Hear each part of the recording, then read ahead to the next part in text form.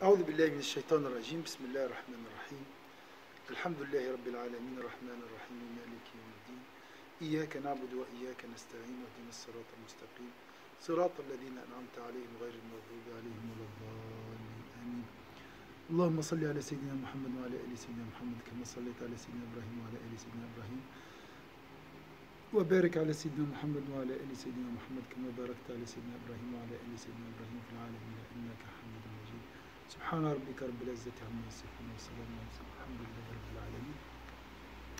Une demi-heure, Inch'Allah, de Sira de Sayyidina Muhammad sallallahu alayhi wa sallam. La Sira, c'est quoi la Sira? La vie du prophète, la biographie du prophète sallallahu alayhi wa sallam, d'accord? La Sira. Donc, le dernier chapitre, c'était les agressions contre le messager Sayyidina Muhammad sallallahu alayhi wa sallam. Tu m'entends, Guy? Ça va? Oui, oui, oui. Merci. Dans ce sens, Tariq ibn Abdullah al-Muharibi a rapporté, je crois avec le ventilateur vous n'entendez pas bien, a rapporté qu'il ne se contentait pas de démentir, mieux il lui jetait des pierres au point de le blesser. Sayyidina Muhammad sallallahu alayhi wa sallam, toujours imaginez cette scène, c'est Muhammad en train de prier ou bien en train de marcher, et un homme qui s'appelle Tariq ibn Abdullah lui jette des pierres pour le blesser, au point de le blesser. Sa femme, Jamil, fille de Harb ibn Umayya, la sœur d'Abi Sufyan, n'était pas moins déterminée que son mari à nuire au prophète sallallahu alayhi wa sallam. Elle plaçait des épines sur le passage du prophète sallallahu alayhi wa sallam et aussi à la porte de sa maison pendant la nuit. Tu vois, des fois c'est difficile la pluie, l'orage pour nous. Regardez la souffrance de Sayyidina Muhammad sallallahu alayhi wa sallam. Là, surtout la résistance de Sayyidina Muhammad. Il faut résister. Des épines, des pierres jetées sur Sayyidina Muhammad sallallahu alayhi wa sallam, tu fais quoi toi à sa place? Si vraiment, si la personne n'est pas soutenue par le ciel, comment il peut résister? Et ça c'est toute sa vie. Hein? Oui. Après il y aura d'autres formes d'agression. Hein? C'était une femme acariâtre et dure, développant sa langue contre lui, forgeant des mensonges et des intrigues à son égard. Donc, toute forme d'agression, agression physique, agression aussi morale, les mensonges, hein? Les mensonges c'est très dur, hein? C'est très dur. Forgeant des mensonges et des intrigues à son égard, attisant le feu des tourments, provoquant contre lui une guerre violente et désastreuse. C'est pourquoi le Coran l'a décrit comme la porteuse du bois. Elle attise le feu. Hammalatul hatab. Dans Surat Tabbat Yada. D'accord? Elle essaie toujours. Lorsqu'elle entendit ce qu'Allah avait révélé à son sujet et au sujet de son époux, qui est son oncle, et ça c'est aussi encore plus dur, c'est son oncle qui lui faisait du mal. L'oncle de Sayyidina Muhammad sallallahu alayhi wa sallam, il n'était pas croyant, il était associateur. Alors elle alla voir le prophète sallallahu alayhi wa sallam, elle le trouva assis, donc c'est le Coran qui parle d'elle, imaginez. Et elle a l'occasion, elle a la possibilité hein, de faire le repentir, mais subhanallah, le cœur est scellé, c'est fini. Le cœur n'entend rien, ne voit rien, aveugle, l'aveuglement du cœur est pire que l'aveuglement des yeux. Donc elle le trouva assis dans la mosquée de la Kaaba en compagnie de Sayyidina Abu Bakr as-Siddiq. Elle se dressa devant eux, tenant à la main une groupe de pierres. Cependant, Allah l'aveugla et elle ne vit qu'Abu Bakr. Elle n'a pas vu Sayyidina Muhammad sallallahu alayhi wa sallam. Résiste et tu seras protégé par Allah Azza wa Jalla. Résiste dans ce chemin et Allah te protégera, Inch'Allah. Elle n'a pas vu le prophète sallallahu alayhi wa sallam. Elle était à côté de Sayyidina Abu Bakr Siddiq. Un voile était dressé contre Sayyidina Muhammad sallallahu alayhi wa sallam. Elle a vu Sayyidina Abu Bakr, mais elle n'a pas vu le prophète à côté de lui. Elle lui dit alors, Abu Bakr, où est ton compagnon? Il était à côté de lui. J'ai appris qu'il me dénigre. Par Allah, si je l'avais trouvé ici, je lui jetterais ces pierres à la bouche. Et puis, par Allah, je suis une poétesse. Sur ces mots, elle sconda les vers que voici. Nous refusons de lui obéir. Regardez. Attention, ça c'est les médias. La poésie à l'époque du prophète, c'était les journaux, la télé. D'accord? Nous refusons de lui obéir, repoussons son appel et dénigrant sa religion. Lorsqu'elle fut partie, Sayyidina Abu Bakr dit, ô messager d'Allah, ne penses-tu pas qu'elle t'ait vu? Le prophète sallallahu alayhi wa sallam répondit, non, elle ne m'a pas vu, Allah a ôté ses yeux. Subhanallah. Sayyidina Abu Bakr, non, c'est pas un Sayyidina, c'est un autre, Abu Bakr al-Bazzar a rapporté une histoire selon laquelle Jamil, c'est la même femme, debout devant Sayyidina Abu Bakr dit, Abu Bakr, ton compagnon nous a dénigrés. Il a dénigré, donc c'est le Coran en fait, le prophète n'a rien dit. Celui-ci répondit, non, par le Seigneur de cette bâtisse. Donc la Kaaba, la bâtisse ici, la Kaaba. Il ne fait pas de poème et n'en sort pas de sa bouche. Jamil reprit. Bien sûr, puisque tu l'approuves. Abu Jahl était l'auteur de toutes ces actions et pourtant c'était l'oncle paternel du messager d'Allah Azza wa Jalla et aussi son voisin. Sa maison était contiguë, c'est juste, à celle du prophète sallallahu alayhi wa sallam. À noter que d'autres voisins que lui nuisaient au prophète sallallahu alayhi wa sallam, alors que celui-ci était chez lui.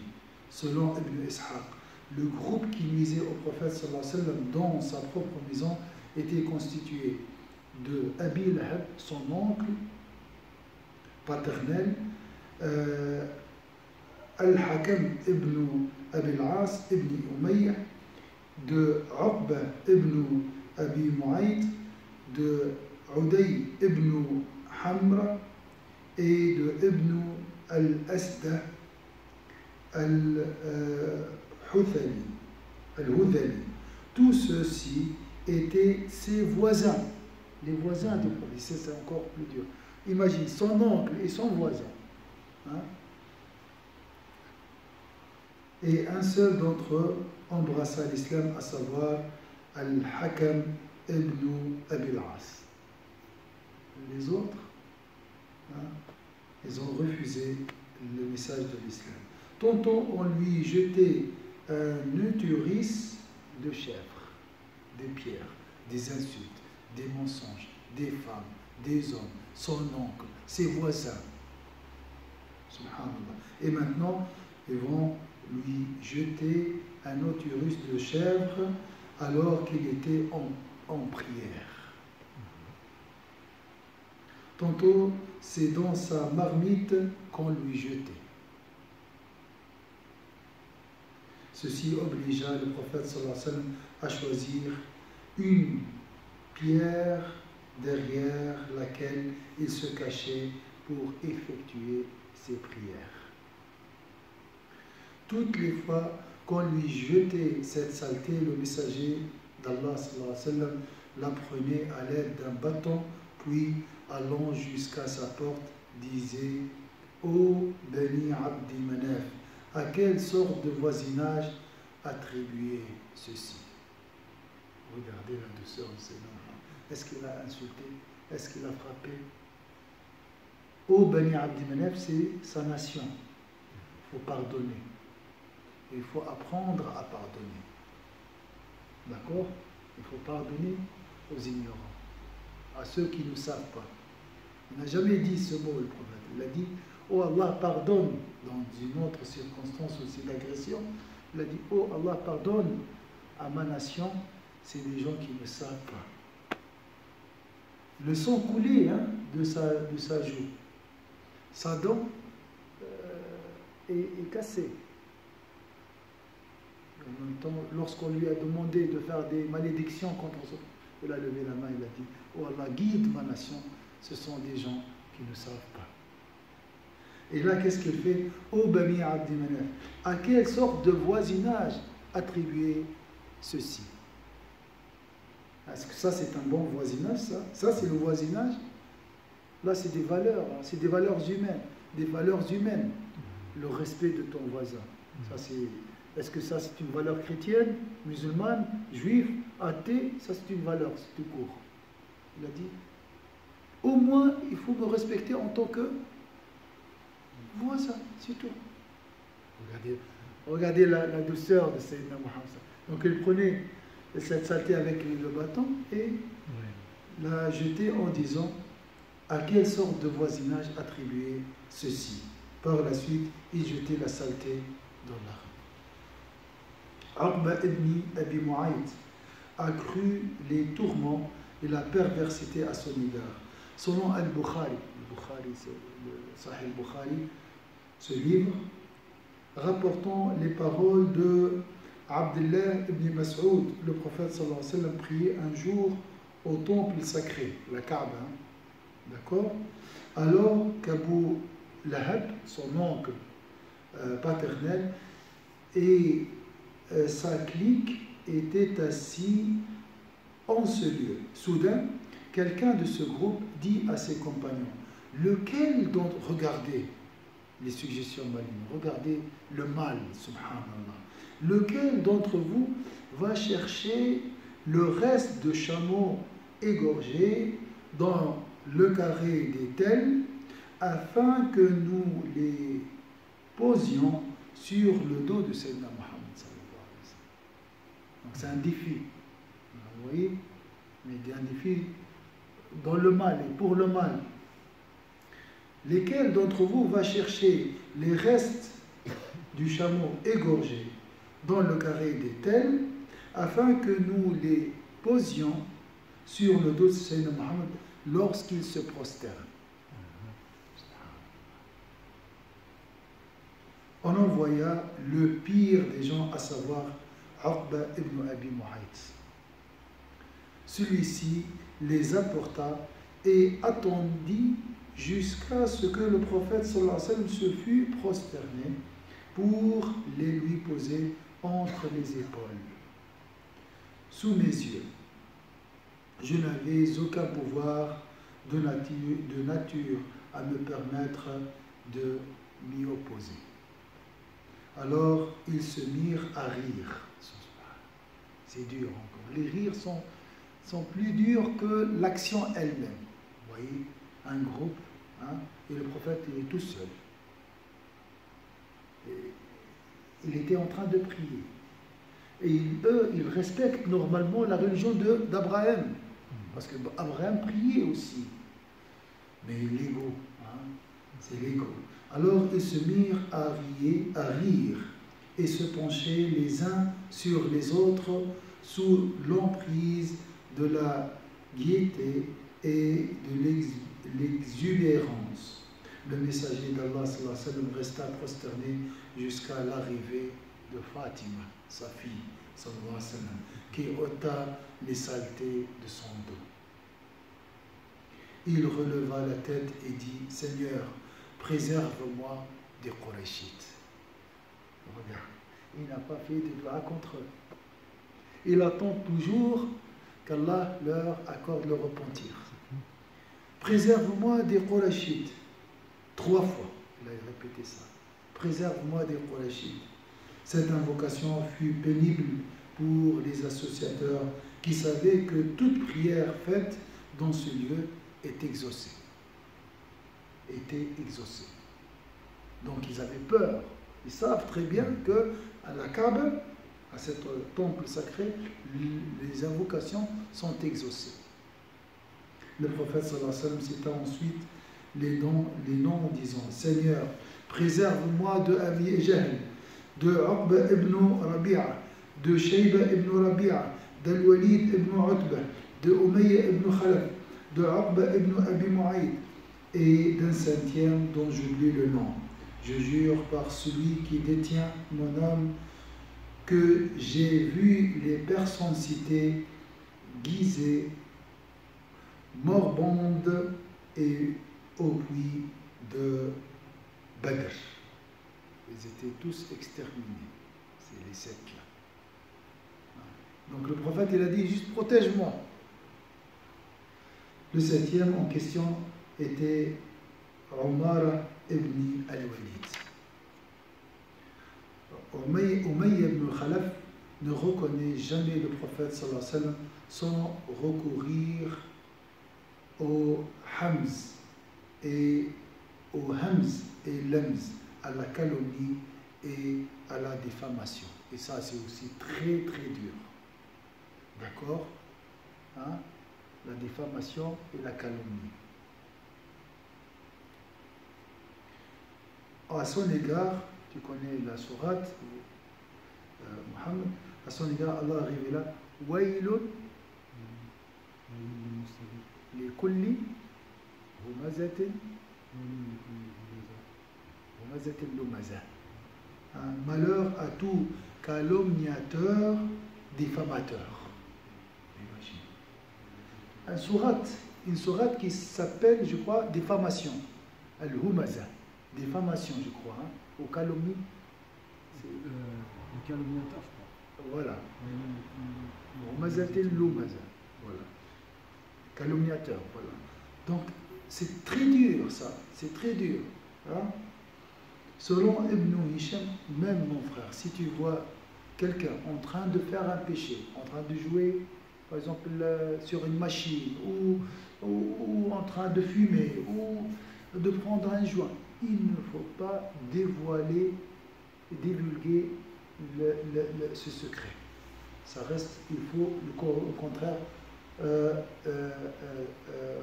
cacher les défauts de ton frère. Si tu caches les défauts de ton frère, Allah cachera aussi tes défauts. D'accord? Alors là, c'est encore pire. C'est de la calomnie et la diffamation. C'est des mensonges. Hein? Mais pas en face. Selon Ibn Hisham, le calomniateur est celui qui insulte quelqu'un en public. Pourquoi le prophète sallallahu alayhi wa sallam résiste autant? Comment il peut résister? Pourquoi il résiste? Quelle est la force qui le pousse à résister face à toutes ces épreuves et ces malheurs? C'est la vérité. Parce que son cœur est rempli par la vérité, la certitude. Selon Sayyidina Ibn Hisham, le calomniateur était celui qui insulte quelqu'un en public, en plissant les yeux et à l'aide des clins d'œil. Vous voyez? Alors je répète, c'est qui le calomniateur dans ce verset? Et celui qui insulte quelqu'un en public en plissant les yeux. Vous voyez comment? Ah, c'est avec les yeux. D'accord? En faisant des gestes avec les yeux. Dans le regard. Avec le regard à quelqu'un. Par exemple, je regarde Guy, je fais un signe avec un clin d'œil pour dire, voilà, il est comme ça, ou bien. Vous voyez, c'est dur, hein, ça. Il n'y a pas de parole, hein. C'est avec des gestes. Hein? Subhanallah. Et celui qui insulte quelqu'un en public, en plissant les yeux et à l'aide des clins d'œil. Le diffamateur est celui qui, en secret, critique les gens et les dénigre. Mais en secret et d'une manière intelligente. Vous voyez?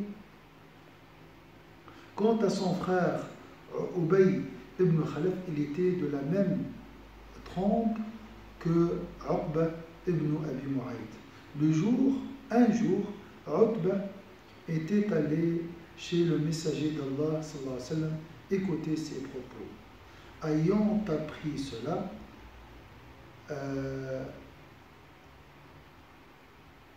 Abaya lui fit des remontrances, le sermonna et lui demanda d'aller cracher au visage du prophète sallallahu alayhi wa sallam. Et la demande fut satisfaite. S'agissant de Ubay ibn Khalaf, il pulvérisa un os pourri qu'il fit voler dans le vent en direction du messager sallallahu alayhi wa sallam. Donc quelqu'un a craché, imagine. Hein? Qui peut te retenir de ne pas réagir dans ce cas-là? C'est très fort. Voilà, jeter de la saleté sur son dos, moins provoquant, moins humiliant, hein, que cracher au visage. Al-Khannas ibn Surayq faisait partie de ceux qui déshonoraient le prophète sallallahu alayhi wa sallam. Le Coran, en le décrivant, lui consacra 9 attributs caractéristiques de sa personnalité. C'est ce que notent les versets suivants. وَلَا تُطِعْ كُلَّ حَلَّافٍ مَهِينٍ هَمَّازٍ مَّشَّاءٍ بِنَمِيمٍ مَّنَّاعٍ لِلْخَيْرِ مُعْتَدٍ أَثِيمٍ عُتُلٍّ بَعْدَ ذَلِكَ زَنِيمٍ. Et n'obéit à aucun grand jureur méprisable, grand diffamateur, grand colporteur de médisance, grand empêcheur du bien, transgresseur, grand pécheur au cœur, dur et en plus de cela, bâtard. Regardez combien de critères. Ça, c'est un verset. C'est un verset. Oui. Allah il parle au prophète. Il parle de quelqu'un. Il dit il n'obéit pas à ce genre de personne. À ce genre de personne. Parce que l'objectif de ces agressions, c'est quoi? C'est que le prophète sallallahu alayhi wa sallam délaisse la religion et devient comme eux. Donc il ne faut pas obéir à ces gens-là. Quelquefois, Abu Jahl visitait le prophète sallallahu alayhi wa sallam pour écouter le Coran. Il aimait beaucoup le Coran. C'est paradoxal. Donc il détestait Sayyidina Muhammad, mais il aimait le Coran. Il savait, c'est des Arabes. Hein, ils ont la connaissance, ils savent que ça, c'est une parole sincère, véridique. D'accord? Mais c'est l'ego qui les empêchait de suivre cette main. Comment? Ils ont dit, moi je suis Abu Jahl, je suis un orphelin. Sayyidina Muhammad était un orphelin. Et il était pauvre aussi, il n'était pas... Donc quelquefois Abu Jahl visitait le prophète sallallahu alayhi wa sallam pour écouter le Coran. Alors il le quitte. Et Sayyidina Muhammad sallallahu alayhi wa sallam faisait toujours le dua. Oh Allah, guide Abu Jahl. C'est le chef des associateurs. D'accord? C'est vraiment l'ennemi numéro 1. Mais Sayyidina Muhammad faisait toujours du dua. Voilà, guide-le dans le droit chemin. Donc l'islam, ce n'est pas une religion d'extermination. D'accord? C'est une religion de miséricorde. Alors il le quittait non-croyant, désobéissant, impertinent et sans crainte, nuisant au prophète sallallahu alayhi wa sallam par sa langue et cherchant à tout prix à le détourner de la voie d'Allah. Il s'en allait orgueilleux et ce qu'il faisait, fier du mal qu'il commettait, comme s'il avait réalisé quelque chose d'important. Allah nous le décrit en ces termes. فَلَا صَدَّقَ وَلَا صَلَّى. Mais il n'a ni cru ni fait la salette. Il interdisait le prophète sallallahu alayhi wa sallam de prier. Depuis qu'il l'avait vu prier dans le haram, il interdisait au prophète sallallahu alayhi wa sallam de prier depuis qu'il l'avait vu prier dans le haram. Un jour, alors qu'il passait, il le vit prier au lieu d'Abraham. Au lieu d'Abraham. Devant la Kaaba. Voilà. Il y a, où il y a le monument. Maintenant, il y a l'arc et il y a un monument juste à côté. Ça, on appelle le lieu de Sayyidina Ibrahim. Avant, il était à côté de la Kaaba. Maintenant, ils l'ont déplacé à quelques mètres de la Kaaba. Alors, un jour, alors qu'il passait, il le vit prier au lieu de Sayyidina Ibrahim. Et alors, il lui dit, Mohammed, ne t'avais-je pas interdit ceci? Alors, le messager d'Allah Azzawajal le menaça, le gronda et lui tint un dur langage. Sur ce, il reprit, Mohammed, de quoi me menaces-tu? Je te jure sur Allah que je dirige la milice la plus grande de cette vallée. Allah révéla à cet égard,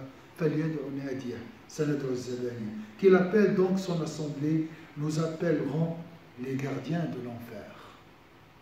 Là, c'était dur. Allah a répondu à la place de Sayyidina Muhammad.